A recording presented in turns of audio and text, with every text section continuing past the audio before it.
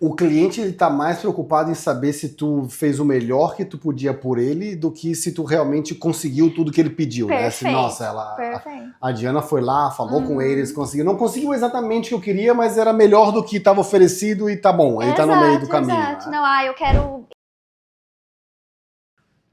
Olá, sejam bem-vindos a mais um episódio do nosso podcast. Hoje estamos aqui com o Daniel. Ele é especialista no mercado imobiliário tanto em Dubai quanto nos Estados Unidos. E hoje ele vai falar um pouquinho pra gente sobre carreira, sobre família, sobre como ele iniciou nesse processo e como ele está desenvolvendo até hoje. Olá, Daniel, seja muito bem-vindo. Obrigado. Como é que você tá? Tudo certo? Tudo bem, graças a Deus. Que bom, então. Daniel, fala um pouquinho pra gente, então, como você iniciou a sua carreira no mercado e como você tem desenvolvido até hoje, né? De iniciante a um treinador de mercado imobiliário para clientes afluentes. Então, a minha entrada no mercado imobiliário vem lá de 2010, 2011.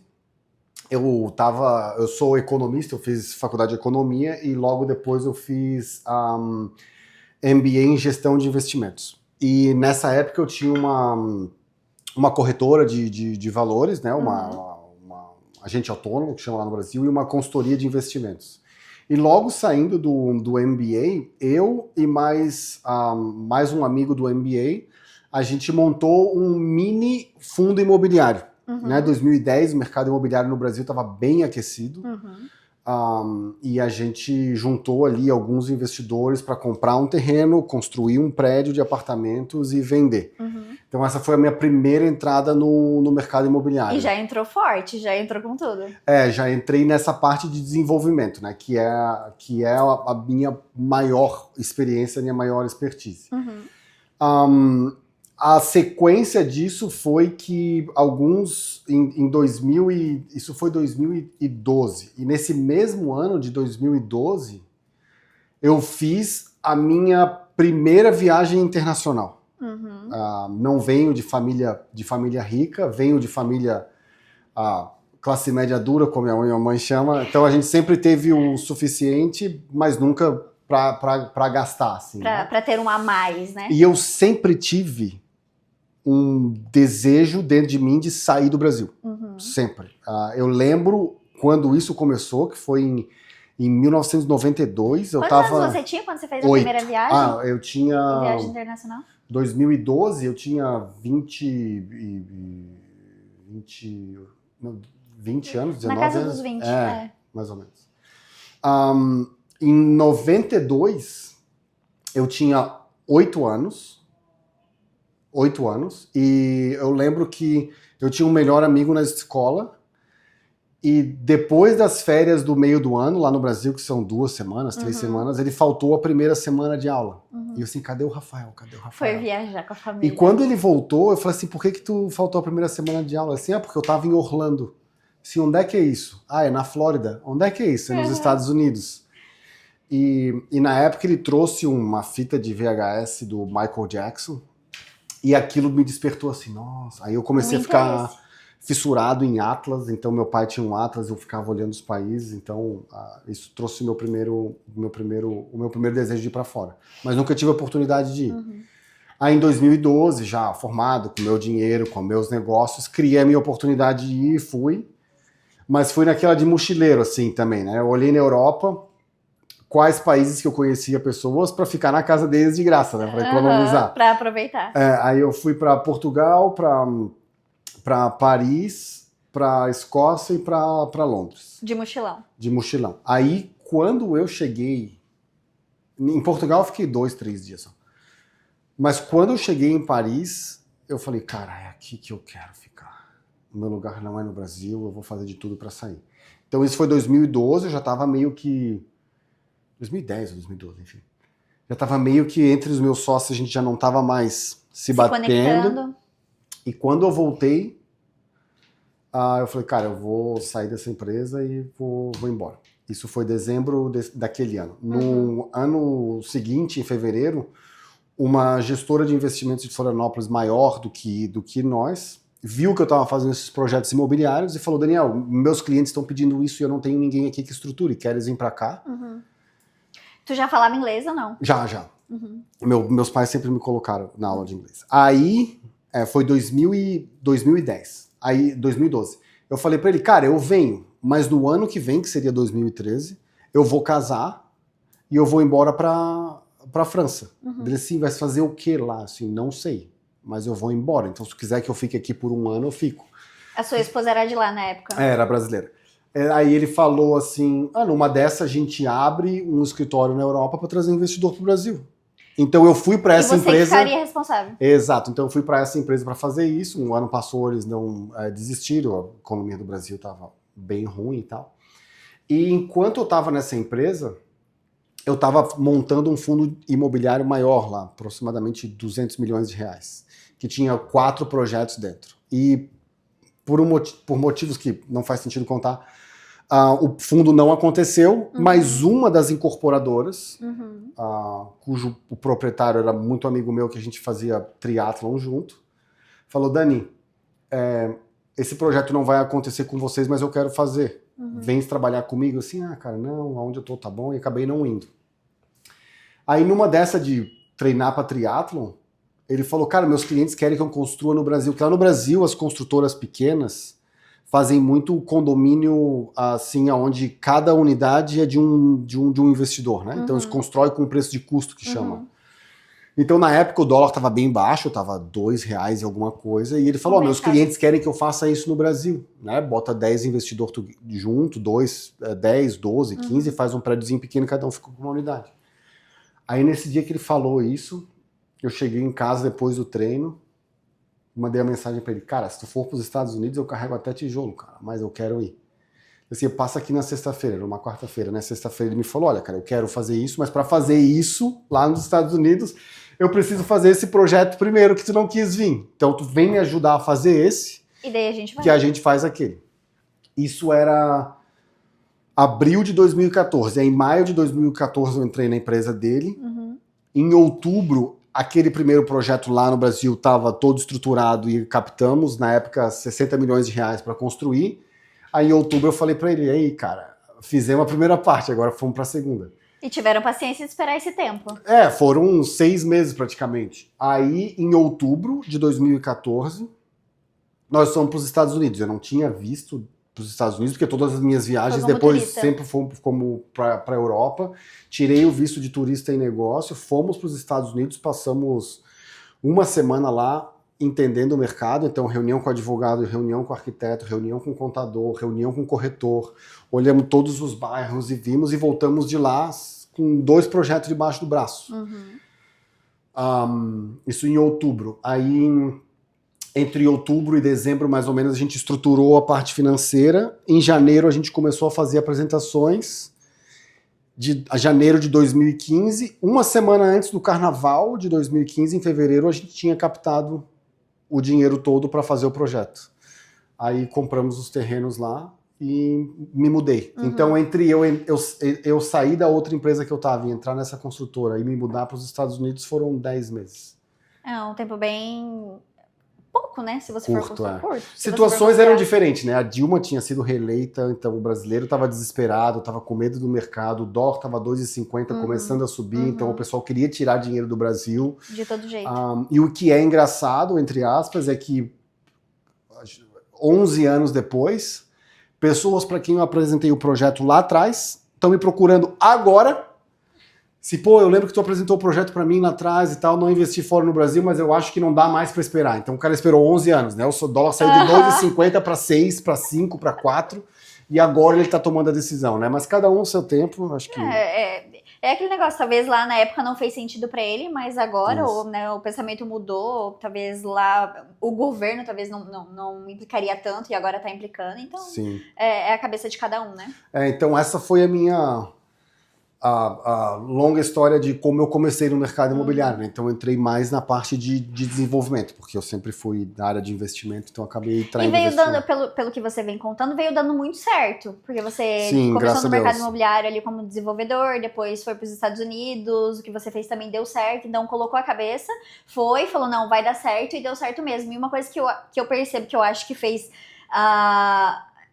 que fez as coisas se direcionarem pro caminho certo foi você já saber inglês desde pequeno. Sim, isso ajudou bastante. Que isso ajuda muito, porque eu percebo... Eu, por exemplo, vim pra cá e eu não sabia inglês, então eu aprendi a desenvolver aqui. Você foi para os Estados Unidos já sabendo, então você já conseguiu negociar, você já conseguiu entrar numa empresa, você já conseguiu fazer o que você teria que ter feito de uma maneira muito mais fácil. Isso é engraçado e interessante, porque o inglês que eu tinha, eu estudei inglês a vida inteira, mas até a minha viagem internacional eu basicamente nunca tinha praticado na vida real, né? Porque tinha aula. É muito diferente. Eu tinha um vizinho, durante algum tempo eu tive um vizinho em inglês, então a gente falava em inglês, mas a maior parte eu estava aprendendo por aprender, né? Falava inglês na aula, mas sempre gostei de música internacional.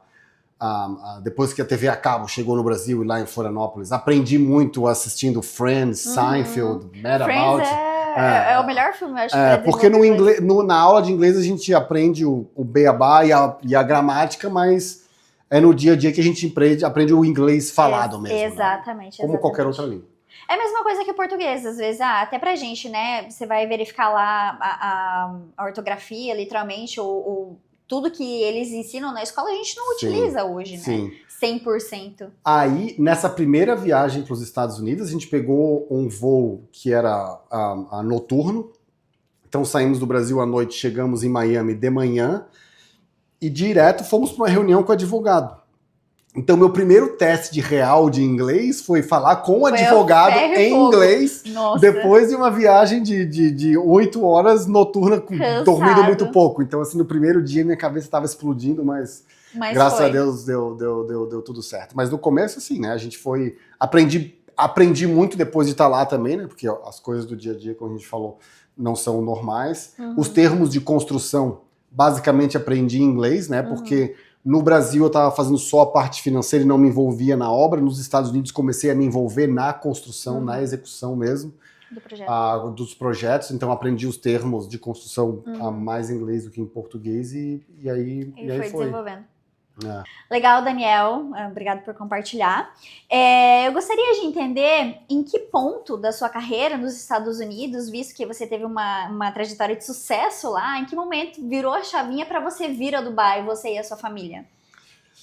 Eu vou te falar a verdade que Dubai foi uma manifestação. Quando eu estava na faculdade de economia ali entre os anos de 2003 e 2008, eu terminei a faculdade em 2008, né? Então, quando teve o crash. Então, entre 2003 e 2008, o que estava acontecendo? Palm Jumeirah, Burj Khalifa, Dubai estava começando a aparecer. E eu lembro que eu trabalhava no meu primeiro emprego, numa cooperativa de crédito, e eu falava para eles, quando eu me formar, eu vou embora para Dubai. Então, Dubai já estava na minha mira lá. Mas aí veio a crise, enfim, não aconteceu. Só foi adiado. Isso, só foi adiado, mas... conscientemente saiu da minha cabeça, mas acho que no subconsciente ficou lá. E eu gosto muito de aprender línguas, né? Então eu falo, logicamente, o português, inglês, espanhol e francês, e eu pensava, qual que vai ser a minha próxima língua? Ou vai ser árabe ou vai ser russo. Eram as línguas que eu queria aprender. Facinho, as duas. Né? Árabe e russo. Aí, quando eu estava no meu processo do Green Card, lá nos Estados Unidos, foi durante o Covid, atrasou, estavam me pedindo um monte de documento, estava acontecendo um monte de problema, e eu falei, quer saber, quando saiu o meu Green Card, isso antes de conhecer a Maria, minha atual esposa, quando sair o meu Green Card, eu vou passar 6 meses em Dubai. Aí eu vou pra lá, vou estudar, e, enfim, isso foi 2000. Você já tinha vindo pra Dubai antes ou não? Nunca. Entre 2020 e 2021, mais ou menos. Mas também, aí veio o Green Card, esqueci, e não pensei mais nisso. Aí comecei a namorar a Maria, o relacionamento se tornou mais sério. E ela, a minha, na época, namorida, trabalhava numa empresa de aviação privada, com vendas, cuja matriz é aqui. Tá. E eles ofereceram para ela uma posição aqui. Olha, o teu departamento a gente vai tirar de Miami e vai trazer para cá. Tu quer ficar em Miami em outra posição ou tu quer vir para cá? E ficar na mesma. Aí ela conversou comigo, ela perguntou, tu irias para Dubai? Assim, O que eu sempre quis. Exato, e na época, assim, muitos dos meus investidores nos Estados Unidos, que eu levei para lá com o objetivo de diversificação, já começavam a me perguntar, Daniel, para onde eu diversifico agora? Porque ele já tinha imóvel nos Estados Unidos, já tinha imóvel no Brasil, e eu tinha algumas parcerias na Europa, mas a economia da Europa faz tempo que não se desenvolve muito, e eu achei que comecei a estudar sobre o mercado imobiliário e achei que poderia ser uma boa diversificação aqui. Uma boa alternativa. Então decidimos e a gente veio. Ela recebeu a proposta em setembro, outubro de 22, em fevereiro de 23 a gente estava aqui. Nossa. As coisas com a gente é tudo assim. Foi muito rápido. Não, mas quando é pra ser também, quando é pra acontecer, né? Já veio adiando de muito tempo atrás, então não foi algo de ontem pra hoje. É aquele negócio, eu acredito muito nisso também, né? Às vezes sai do nosso consciente, mas o nosso subconsciente, de tanta gente ficar ali alimentando e trabalhando naquilo, que às vezes o nosso consciente esquece, mas o nosso subconsciente continua tentando atrair isso, né? Então foi a história de vir pra cá, foi isso. Aí eu vim. Na época vim junto com essa empresa, porque a gente não sabia como era a situação de visto e tal, até se estabelecer. E foi bom porque essa empresa abriu muitas portas para nós, em termos de conhecer a cidade, os locais. Sendo da aviação privada, me direcionou para o tipo de cliente também que eu queria entrar, os locais e tal. E logo na sequência, 8, 9 meses depois que a gente veio, eu saí dessa empresa e entrei no mercado imobiliário aqui também. E aí agora os investidores começaram a diversificar do Brasil para cá, dos Estados Unidos para cá. Então tem sido assim. É interessante. O que tu acha qual que é a diferença mais gritante que tu acha assim, entre o mercado imobiliário dos Estados Unidos e de Dubai? O que tu sentiu assim? O mercado dos Estados Unidos ele é mais organizado. E ele é mais consolidado. Por isso que as oportunidades em Dubai são maiores. Porque Dubai, se a gente olhar num aspecto geral, é uma cidade, é um país muito novo, a gente está falando de 50 anos, 54 anos, e o mercado imobiliário em ascendência, se a gente considerar o antes da crise, a gente está falando aí desde os anos 2000 aproximadamente, que Dubai de fato entrou no mapa, né? Nos primeiros 15 anos como especulação, de 2020 para cá como de fato um destino, né? Que as pessoas querem vir morar aqui, não só investir ou especular aqui, entendeu? Então isso faz com que o mercado aqui seja muito novo, seja muito menos regulado do que nos Estados Unidos, mas nem por isso menos seguro, né? Exato. O mercado, principalmente do mercado na planta aqui é muito mais seguro investir na planta do que nos Estados Unidos, né? A gente tem órgãos regulamentatórios aqui, né? Só para dar um exemplo, agora nos Estados Unidos, lá em Miami especificamente, eles tem um projeto lá que é da Mercedes, junto com um developer, que está com um problema gigante. O developer comprou o terreno, como todos os developers fazem, com financiamento, e agora está sendo foreclosure no financiamento. E eles venderam quase o prédio inteiro. Só que lá nos Estados Unidos, diferente aqui, na Flórida, diferente aqui de Dubai, o developer só precisa deixar 10% do dinheiro dos depósitos no escrow account. Todo o resto eles podem utilizar. Logicamente que dependendo da fase da obra. A utilização lá também do dinheiro só pode ser para a obra, mas é muito mais fácil de tirar o dinheiro do escrow account para ser colocado na obra. Tendo uma fatura, ele saca o dinheiro e bota lá. E aqui em Dubai a gente sabe que os depósitos durante a obra eles ficam na escrow account, que é praticamente bloqueada pelo governo, e o developer só consegue tirar o dinheiro de lá para colocar na obra se ele comprovar o andamento físico da obra. Exato. Então, nesse ponto aqui é muito mais seguro. Se um developer aqui quebra, a gente sabe que o dinheiro está no escrow account ou está na obra, né? Porque a obra anda primeiro, o dinheiro vem depois. Então, aqui é muito mais seguro nesse sentido. E garante que não seja utilizado para outro projeto também, né? O mercado secundário aqui é menos organizado do que nos Estados Unidos. E mais organizado que o Brasil. Então tá no meio do caminho, né? Então... Mas mesmo assim ainda funciona muito bem, né? Funciona. Algumas diferenças, assim, por exemplo, aqui em Dubai é muito comum um agente imobiliário, quando alguém conhece um cliente, eu tô te indicando um cliente, é normal e é aceitável no mercado que o corretor pague um referral fee ou divida a comissão com essa pessoa. Sim. Nos Estados Unidos isso é proibido. É proibido pagar a comissão para quem não tem a licença.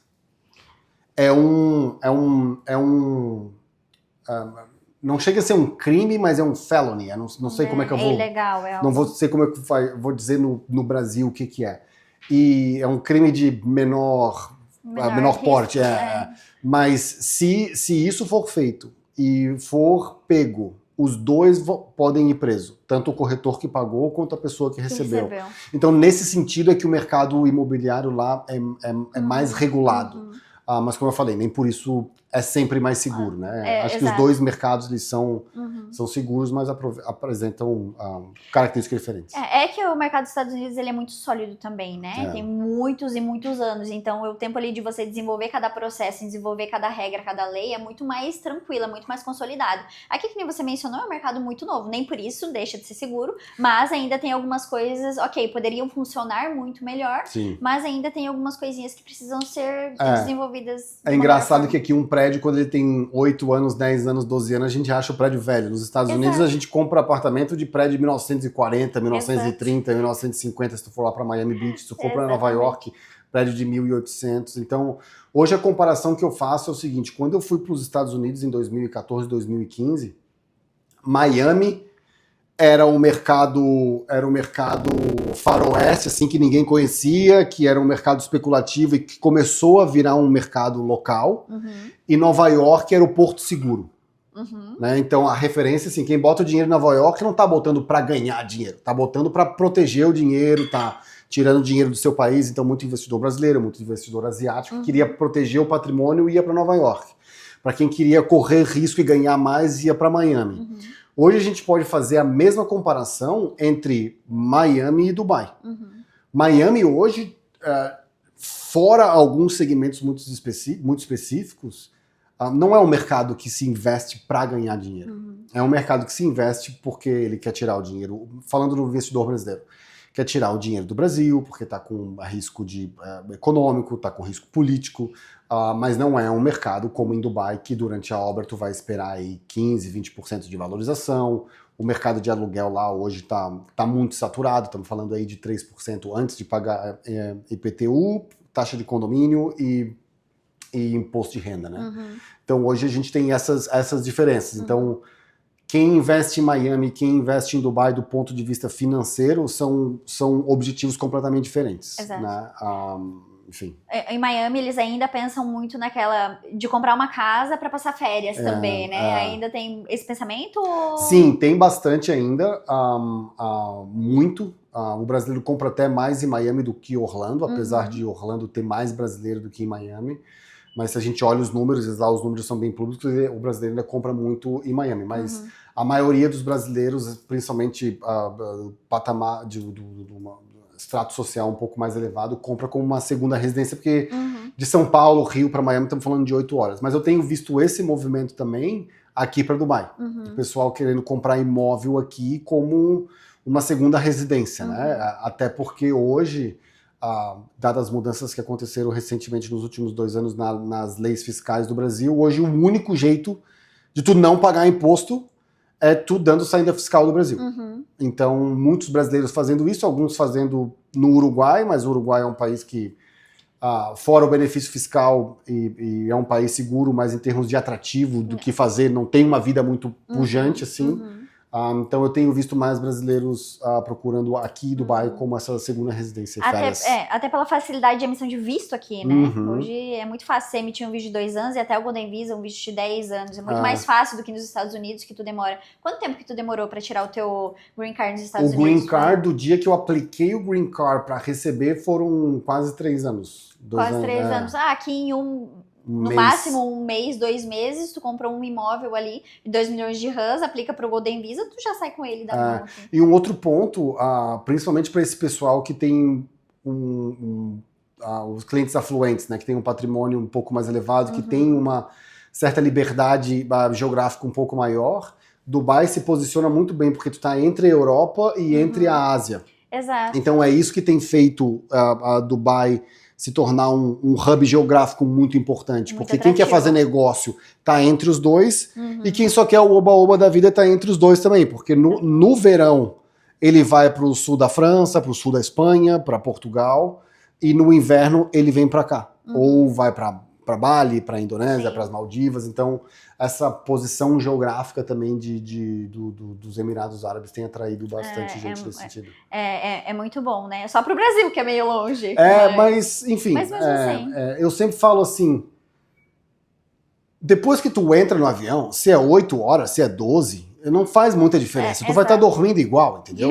E o voo da Emirates, até se tu vem na econômica, ele é confortável. Ele é confortável, entendeu? são 14 horas, eu acho. Então, eu particularmente, não sinto muito essa diferença. Eu chegava mais quebrado em Miami do voo da TAM de 8 horas do que aqui em Dubai no voo da Emirates de 14 horas, entendeu? Então, isso aí, à medida que as pessoas fazem, eu vejo que elas assim, não, nem senti tanto. Então, acho bacana isso. Ah, legal. Daniel, uma outra dúvida que eu tenho também, visto que você é um grande corretor imobiliário aqui nos Emirados, e a gente percebe que as suas vendas elas são muito grandes, então, consequentemente, são para clientes afluentes, que são aqueles clientes que têm um potencial aquisitivo maior, né? Conforme você estava falando antes. Como que você, não sei se você iniciou vendendo para clientes que têm um potencial um pouquinho menor e agora um pouco maior, como que você saiu daqui para cá e qual é a dica que você dá para os corretores referente a isso? A dica que eu dou é, se eles querem atuar no mercado de luxo, não perder tempo com o mercado primário de baixo padrão. Não perde tempo, eu não acho que é uma escada. Tem que começar aqui para chegar lá, eu não acredito nisso. A energia é a mesma, né? A energia é a mesma, a exigência do cliente vai ser, em certo nível, a mesma, porque é diferente, mas é a mesma. A intensidade é a mesma, o que ele quer é diferente. O cliente do setor econômico, aquele é o investimento da vida dele. Então ele toma muita precaução. O investidor de valores mais elevados, aquele é mais um investimento. Mas para ele fazer contigo, ele tem que sentir muita segurança em ti. Então, porque ele a já pressão entende é como mesmo. que funciona Exato. também. Então ele mais quer saber se você sabe para vender para ele do que... Exato, é a forma como tu vai se comunicar com essa pessoa. Enquanto para o cliente do setor econômico, tu tem que explicar mais o processo, para o cliente do alto padrão e do investidores, tu tem que explicar por que aquilo é bom. Exato. Porque ele já sabe o processo, na maioria das vezes. Ou ele entende essa parte aqui muito mais rápido, enquanto esse fica se remoendo naquilo. Então, a minha entrada nisso vem lá de trás, quando eu tive a minha empresa de investimentos. Eu era recém-formado. Então, na época eu tinha... Uma empresa de investimento atrai muitos investidores também de alto padrão. Né? Mas igual, eu tinha 20 anos. Eu tinha 20 anos, começando no mercado financeiro, e eu não estava buscando conta de R$1.000. Eu estava buscando o cara que ia investir R$100 mil, R$500 mil, R$1 milhão. Então, eu já trabalhava buscando esse tipo de investidor, não um investidor pequeno. Eu acho que isso faz muita diferença também, né? Atrai. Eu só vou vender para investidores que querem apartamento de 1 quarto, de 1 milhão, ou alguma coisa assim. Então você só vai pesquisar apartamento de 1 milhão. Exato. A partir do momento que você fala, não, agora eu tenho esse daqui de 5 milhões, eu tenho esse de 5 milhões, então eu vou procurar clientes de 5 milhões. O que eu falo, principalmente agora na era das redes sociais, é o seguinte: ninguém te conhece. O teu cliente, primeiro, não vai ser o teu amigo, não vai ser o teu familiar, não vai ser alguém que te conhece. Não, a tua família e o teu amigo vão comprar com outra pessoa. Exato. Então, se tu quer atuar no mercado de alto padrão, tu tem que falar e postar sobre o mercado de alto padrão. Então eu vejo muito corretor que quer entrar no mercado de alto padrão, mas está mostrando estúdio de 500 mil. Não faz sentido. E um outro ponto nisso é o seguinte: o cara que tem 10 milhões para investir,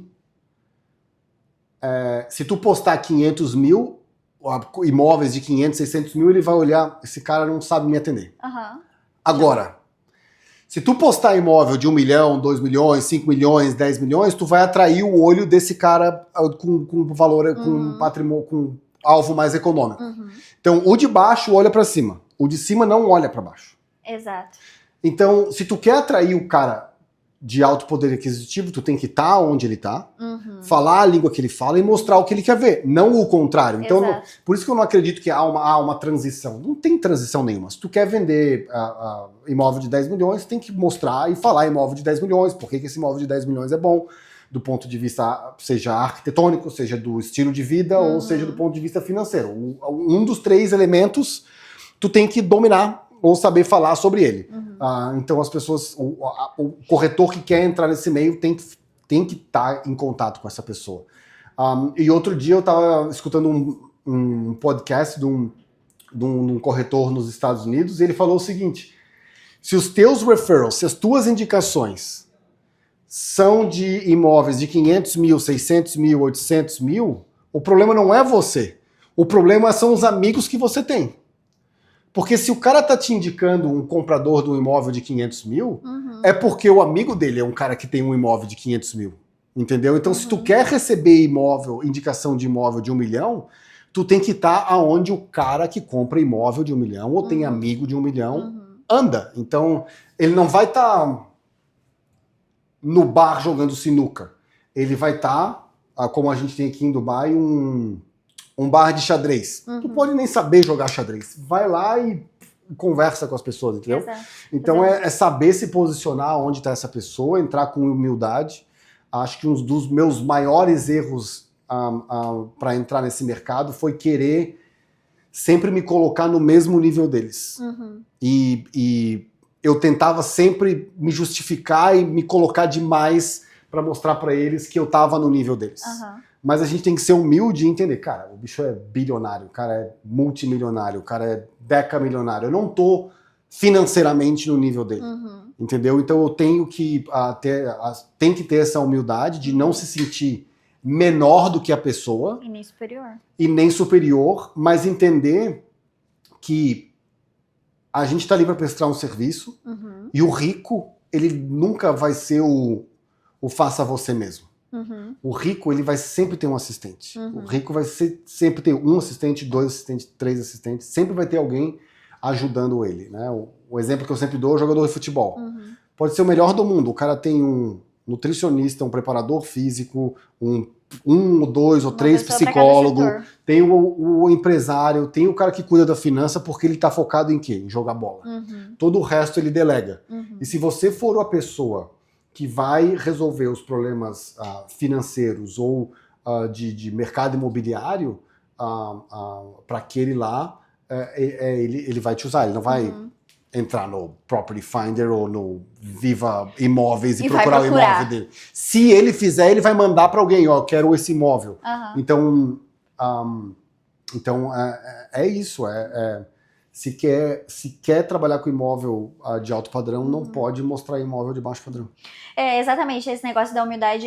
Eu tive um cliente uma vez, falando rapidinho, que ele foi com uma broker super experiente aqui eu tenho 1 ano de mercado imobiliário, né? E ele foi, de inicial, assim, foi com uma agente, sei lá, tem não sei quantos anos de mercado imobiliário, e ele conversando com ela, e ele foi super arrogante. O cliente, né, com super potencial, só que é aquele cliente que questiona, que pergunta, que vai atrás, que quer plano de pagamento.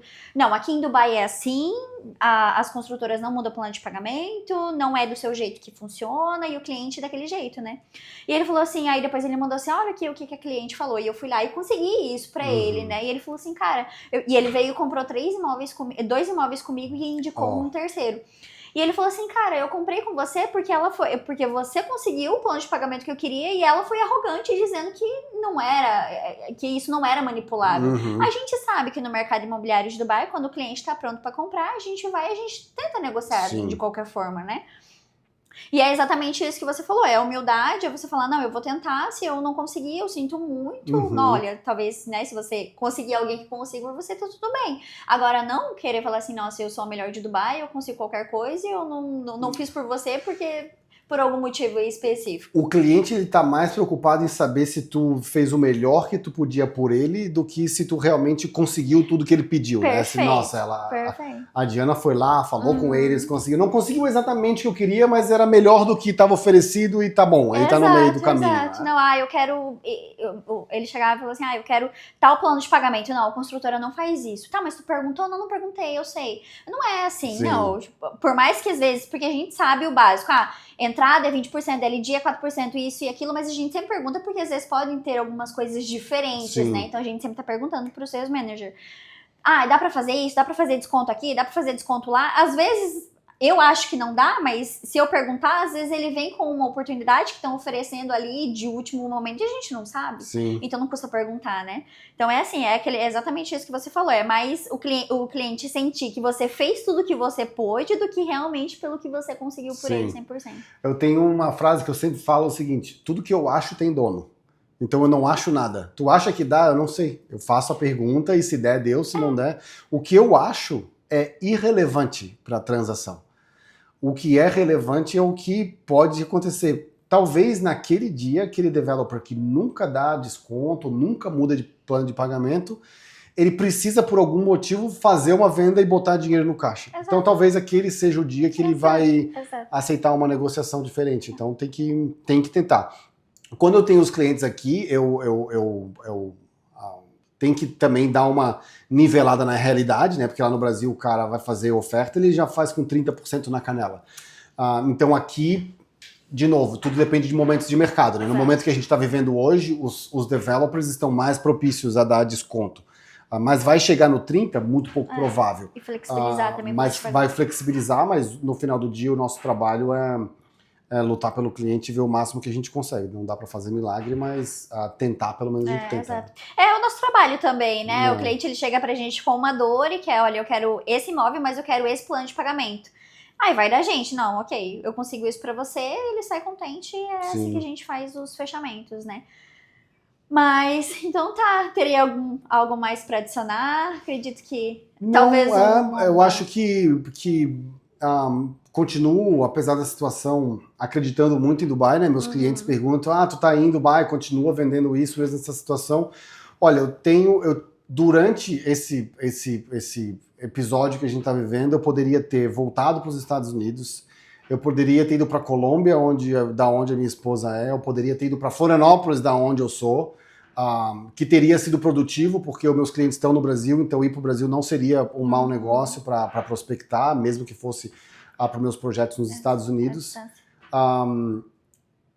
Mas Dubai é bom demais, é muito difícil sair daqui. É que a gente sabe, ok, estão acontecendo, né? Tá acontecendo isso que tá acontecendo agora, mas, poxa, não é pra sempre, né? A gente sabe, agora geralmente é um mês um pouquinho mais tranquilo, porque nesse período por conta do verão, né? Então já vai em passos mais lentos, mas daqui a pouco volta tudo ao normal, 100%. Eu acredito que no final, depois do verão, no terceiro trimestre, mais pro quarto trimestre, a gente vai ver o mercado já ficando bem semelhante a antes do problema, e para o ano que vem já mais estabilizado como já estava vindo. Então, a perspectiva é a mesma. Talvez o timing seja diferente, mas a perspectiva não mudou. Exato. Dubai também tem um histórico de recuperação muito alto, né? Desenvolve muito bem, retorna muito bem de qualquer crise ou qualquer situação que aconteça.